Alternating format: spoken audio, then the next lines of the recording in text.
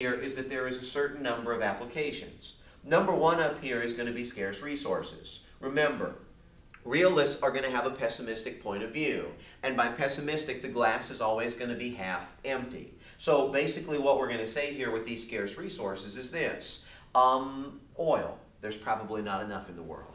Food, there's probably not enough in the world. Gold and silver, there's probably not enough in the world. Effectively, what you're going to have is the inevitability of conflict because of scarce resources. People will go to war over food or oil or gold or other minerals or resources. So as such, the fact that there are these scarce resources here is going to lead to the conflict that they say is always going to come. Nation states. When you think about the world today, it's not an individual person, and frankly, it's not even an individual group of people that basically make decisions or interact. But really what you've got are the nation states that put a lot of different peoples together. Nation states are going to be the primary block, if you will, in international relations. Another word for a nation state, frankly, would be a country. So what you'll see is that countries are the primary players, not religions, not groups of people, not ethnicities, but rather the countries that hold them and the governments that represent those countries. Status quo and revisionists.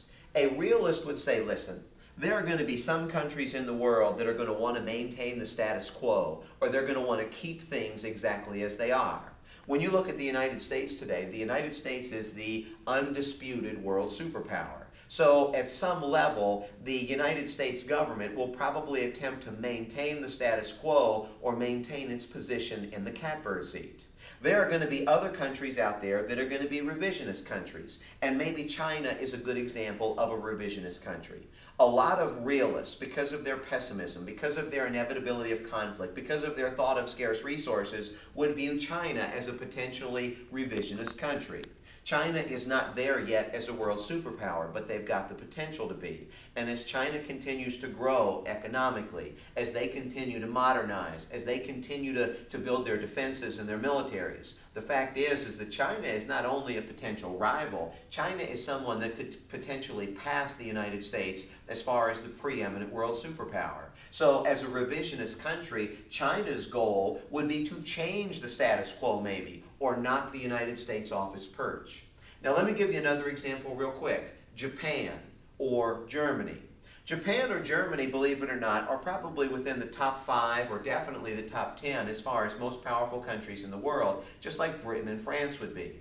But Britain, France, Japan, and Germany are all status quo nations because being aligned with the United States makes it easier for them to get along in their day-to-day international relations, their day-to-day survival, their day-to-day objectives. So they're not exactly looking to knock the United States off because they sit in a very privileged place right now.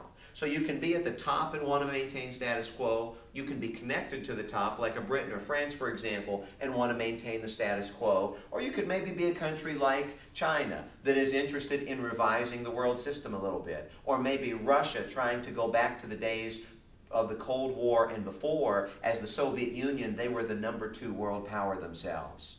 Ironically enough, what you'll find when you look at international affairs is there is no world government.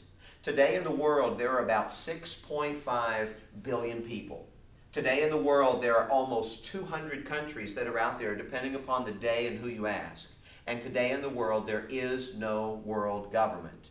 Anarchy is the absence of a central authority. And when you think about the world, we do have a United Nations today, but the United Nations was not designed as a world government. It was designed to prevent the next great conflict. One of the themes that you see in the first chapter is the idea that mankind attempted to unite. They attempted to create places for people to talk throughout the course of those 300 or so years in chapter 1. Maybe the first one was the Concert of Europe in the aftermath of the Napoleonic Wars. Maybe the second one was the League of Nations in the aftermath of World War I. And maybe the third one was the United Nations in the aftermath of World War II. What you'll find is that when there is an absence, the lack of a central authority, which is anarchy, the United Nations is not a world government. It is there to prevent that next big war from breaking out. It can't make countries do what they don't want to do. Other countries have to do that. So in some respects, if you're a realist and the glass is half empty, it's amazing that we have not had more wars. It's amazing that we have not had more destruction because there's no order in place like the federal government in Washington, D.C. or the state capitol in Raleigh that directs things in that area. There is an absence of a central authority. The world system is basically an anarchy. So, how do you survive? Number 5 up here, and maybe the most important thing of all for realists, is going to be the idea of power. Might makes right. If somebody robs you in North Carolina, you will call the police. There's somebody to call. If somebody breaks into your house or somebody sets a fire to your house, you call the fire department. There's somebody to call that's going to be able to come in and fix things. But if you're the leader of a nation and someone invades you, or someone attacks you, or someone does something that would be destabilizing to your country, there's nobody out there to call. You've got to rely upon your own power, your own authority. So with this in mind, the key aspect of international affairs for a realist is going to be power. Because when you think about it, if you can cover the problems that face your country, you don't have to be dependent upon anybody else, and no matter how low the water gets in that glass, people are not going to mess with you because you've got the power to be able to enforce your will. Something to think about the United States, and I'll close this realism bit with this. A couple of years ago, in 2006, world military spending surpassed $1 trillion globally for the first time. Now, a lot of people say that the United States needs a strong defense, but when you look at this, the United States actually spends more than every single other country in the world combined. So does the United States need a strong defense? Absolutely it does. It needs power in a system where there isn't a central authority. But does the United States need to spend more than every other country in the world to be safe? That is a question that's probably a little bit more debatable. This is realism. The realists believe that the glass is half empty. They believe in the inevitability of social conflict because of scarce resources, and they also believe that they've got to exercise their own power in order to defend themselves.